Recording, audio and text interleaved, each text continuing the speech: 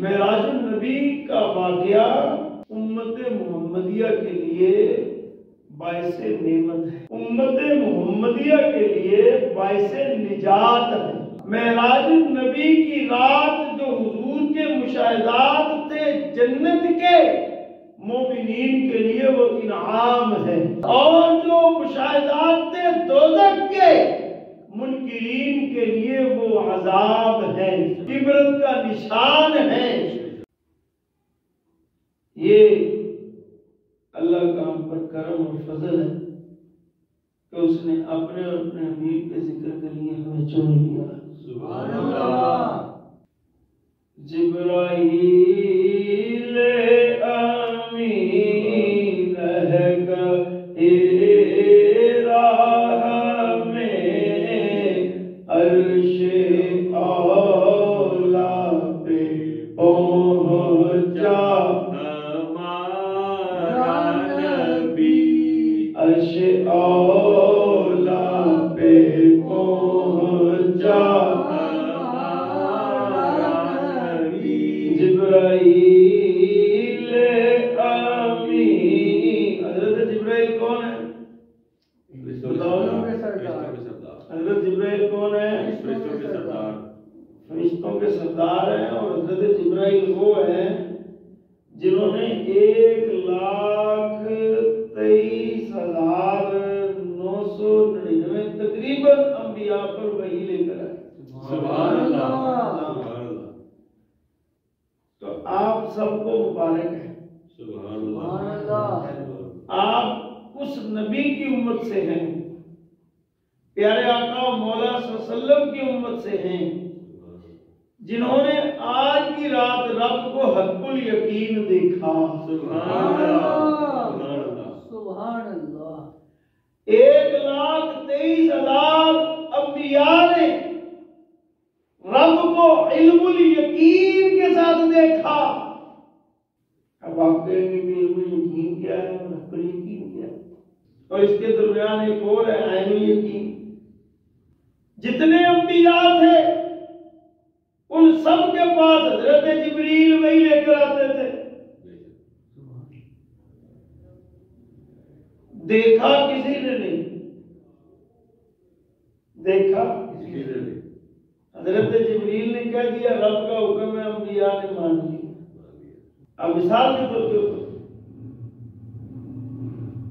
آپ کے پاس ایک گھڑا رکھ دیا جائے، اوپر سے اس کا ڈھکن رکھ دیا جائے اور کہا جائے کہ گھڑے میں پانی موجود ہے، تو آپ نے میرے کہنے پر آپ نے مان لیا، اس کا کیا مطلب ہوا؟ علم الیقین۔ علم الیقین اس کا کیا مطلب ہوا؟ علم الیقین۔ علم الیقین آپ کو میں نے علم بتا دیا کہ اس میں کیا ہے، آپ نے اس پہ یقین کر لیا۔ اچھا، دوسرا مرحلہ یہ ہے کہ آپ میں سے کوئی گھڑے کا ڈھکن اٹھائے اور اٹھا کر دیکھے، اور جب وہ دیکھے تو اس کو پانی نظر آئے، اسے کہتے ہیں عین یقین، آنکھوں سے دیکھا۔ اب وہ دیکھا ہوا پانی کسی گلاس میں، کسی برتن میں، کسی کوزے میں ڈالے اور اس پانی کو پینے، منہ پہ لگائے، جسم پہ لگائے، استعمال کرے، اس کو کہتے ہیں یہ حق یقین۔ انبیاء میں حضرت جبریل وحی لے کر آتے تھے، علم الیقین کے تحت انبیاء نے رب کو پہچانا، مانا۔ سبحان اللہ۔ حضرت موسیٰ نے کہا یا اللہ میں تجھے دیکھنا چاہتا ہوں، ضد پکڑ لی، نبی تھے، لاڈلے تھے، کلیم اللہ تھے۔ سبحان اللہ۔ اچھا چل کوئی دور میں چلا جا، وہ رب نے جلوہ دکھایا، وہ جلوہ دیکھا۔ خیر لوگ بے ہوش کہتے ہیں، ہوئے میں کہتا ہوں مد ہوش ہو جانا، یعنی عشق میں خود رفتہ ہو جانا۔ اولیاء کی شانیں ہیں نا، اس کے مطابق باتیں کرنی چاہیے. بے شک ان کے ادب آداب کو سامنے رکھتے ہیں، لوگ بات کرتے سوچتے نہیں. تو ہمیں یقین ہوا کہ اللہ کی ذات ہے جس نے جلوہ دکھایا وہ دیکھا. لیکن جب شب معراج کی رات آئی، حضور فرماتے ہیں کہ میں سدرۃ المنتہا تک پہنچا. سدرۃ المنتہا کیا ہے؟ جہاں پر نیک صالحین ملائکہ سب کی وہاں پر روحیں اکٹھی ہوتی ہیں، اور وہ ایک مقام ہے، اس سے آگے کسی کو نہیں پتا کیا ہے. حضرت جبریل وہاں تک گئے، کہا ہے بس یہاں تک میں آتا ہوں، رب کا حکم سنتا ہوں اور آگے پہنچا دیتا ہوں. اس سے آگے 70,000 حجابات، جس کا ایک حجاب کا جو فاصلہ ہے، مسافت ہے، وہ 500 برس کی ہے. 70,000 حجابات میرے آقا و مولا صلی اللہ علیہ وسلم کی آنکھوں کے سامنے سے ہٹا دیے. سبحان اللہ. پھر رسول اللہ صلی اللہ علیہ وسلم نے کہا جبریل آگے. حضرت جبریل نے کہا یا رسول اللہ ایک بال برابر بھی آگے جاؤں تو پر جل جائے. سبحان اللہ. حضور فرماتے ہیں کہ جبریل کو میں نے 2 مرتبہ اصل حالت میں دیکھا. سدرۃ المنتہا کے مقام پر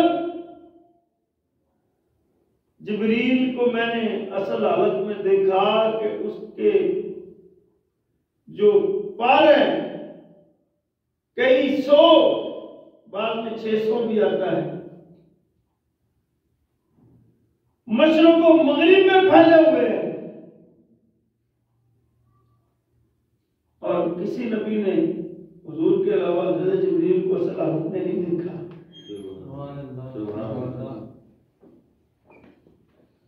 اتنا مقرب فرشتہ، اتنی شانوں والا فرشتہ. حضور فرماتے ہیں کہ معراج کی رات میں مجھے حضرت جبریل فرشتے اور حضرت اسرافیل مجھے لے گئے اور مجھے لگا دیا اور میرا دل نکالا گیا.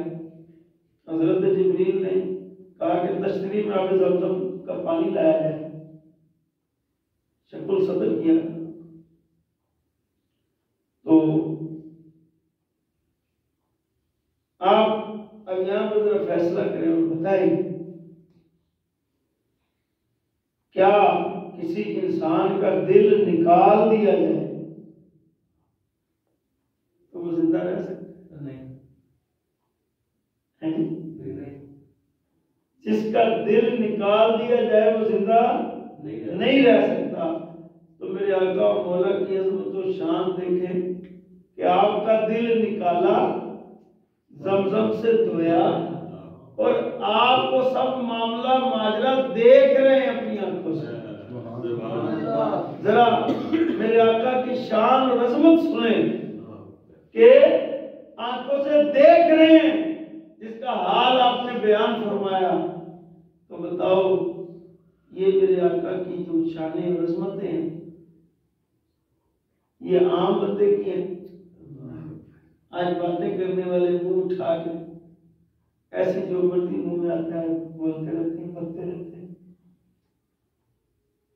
تو حضور فرماتے ہیں کہ میرا دل واپس رکھ دیا گیا، حکمت دانائی سے بھر دیا گیا. جب میں سدرۃ المنتہا کے آگے چلنے لگا، چونکہ وہ ایک مقام میرے لیے نیا تھا، یعنی اس طرح،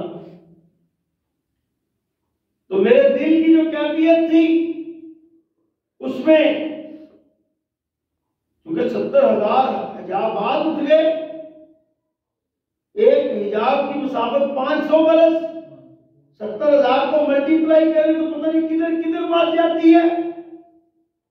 فرماتے ہیں کہ پھر اسی لمحے مجھے سیدنا ابوبکر صدیق کی آواز میں آواز آتی ہے کہ آنے دو محبوب کو، محبوب کا انتظار ہے. پھر فرماتے ہیں کہ پھر میں منزلیں آگے طے کرتا ہوا قرب الہی میں پہنچ گیا، سدرۃ المنتہا سے. جی پھر فکان قاب قوسین او ادنی، اتنا قریب ہوں کہ جیسے دو کمانوں کا فاصلہ کم ہو جاتا ہے. سبحان اللہ، سبحان اللہ. پیارے آقا محمد صلی اللہ علیہ وسلم کو 34 مرتبہ معراج نبی ہوئی. سبحان اللہ. کتنی مرتبہ؟ 34 مرتبہ آپ کو معراج ہوئی، اور ایک مرتبہ آپ کو جسمانی معراج ہوئی. باقی آپ کو خواب اور مختلف روح کے ذریعے سے اللہ تعالیٰ نے اپنی معراجیں کروائی مختلف. اللہ نے پوچھا میرے حبیب کیا لایا ہے؟ کہا یا اللہ میں التحیات للہ والصلوات والطیبات، میں یہ آپ کے لیے لایا. میری عبادت، میری جسمانی، میری بدنی، میری مالی، سب کچھ مولا تیرے لیے ہے. تو رب نے فرمایا اچھا تو پھر اے میرے حبیب السلام علیکہ ایھا النبی، میں بھی تم پر سلام بھیجتا ہوں. آج تمہاری نماز مکمل نہیں ہوتی اگر تم السلام علیکہ ایھا النبی کہو نا. جب جھگڑوں میں پڑے رہتے ہیں نا جی، حضور حاضر ہے نہیں ہے یہ ہے وہ ہے، تو اللہ تعالیٰ نے تو فیصلہ ہی فرما دیا السلام علیکہ ایھا النبی، اے نبی آپ پر سلام. تو اللہ تعالیٰ سے بے شمار باتیں ہوئی حضور کی، اور حضور نے فرمایا کہ یا اللہ میں اپنی امت کی بخشش کے لیے التجا کرتا ہوں. بات میں مختصر کر رہا ہوں.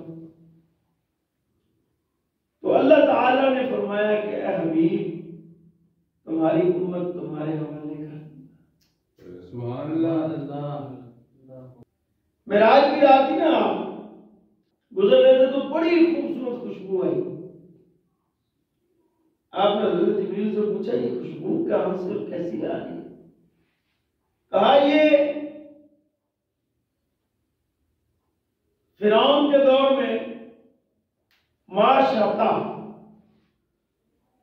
ایک لوڈی تھی، یہ اس کی اور اس کی اولاد کی خوشبو ہے.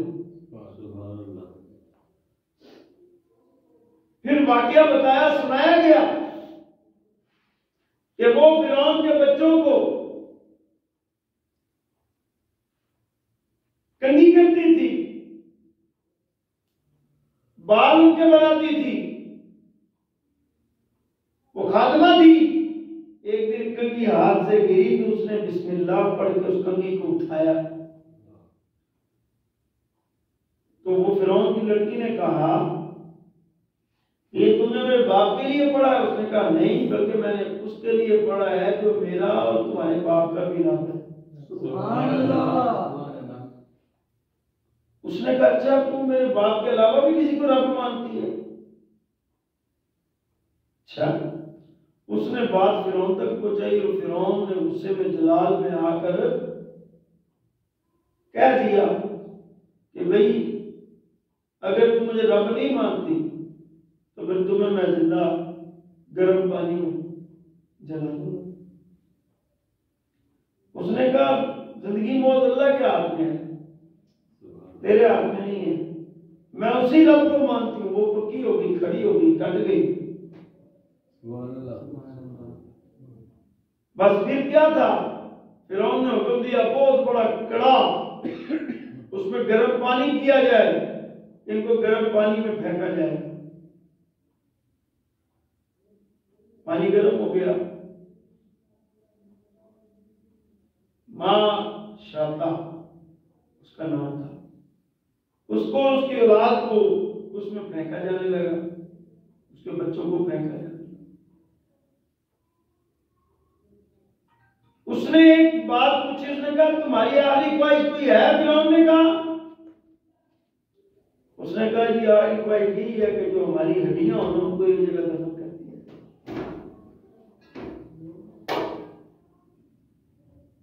وہ آگے بڑھی تو شیر خوار بچہ جو تھا نا اس کا، اس کو دیکھ کر رک گئی۔ تو اسی وقت شیر خوار بچہ چھوٹا ہوتا ہے، اس کو اللہ نے زبان دی اور اس نے کہا ماں رک کیوں گئی ہے، آگے بڑھ، یہ دنیا کی آگ سے بڑی آگ جو ہے، بڑا عذاب جو ہے وہ آگے ہے، دوزخ میں ہے، یہ آگ کچھ بھی نہیں ہے۔ بس وہ اس کی بات سن کے اس میں کود گئی۔ وہ عورت، وہ خادمہ جو حق پر ڈٹ گئی، تو معراج کی رات کو حضور نبی کریم صلی اللہ علیہ وسلم کو اس کی خوشبو آئی اور آپ کو بتایا گیا کئی سو سال بعد بھی کہ جو اللہ کے رضا کے لیے، اللہ کے لیے ڈٹ جاتا ہے تو پھر اللہ بھی اس کو انعام عطا فرماتا ہے۔ اس لیے نوری محفل پہ چادر تنی نور کی،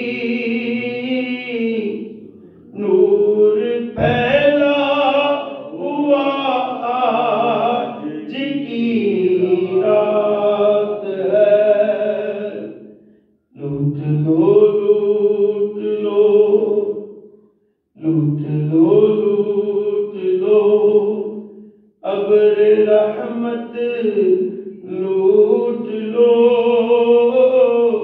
یہ سما بندہ آج کی رات ہے۔ اگر یہ جسمانی معراج نہ ہوتی تو پھر حضور سینہ صدیق اکبر کی جو تصدیق تھی، اس تصدیق پر حضور آپ کو صدیق کا لقب نہ دیتے۔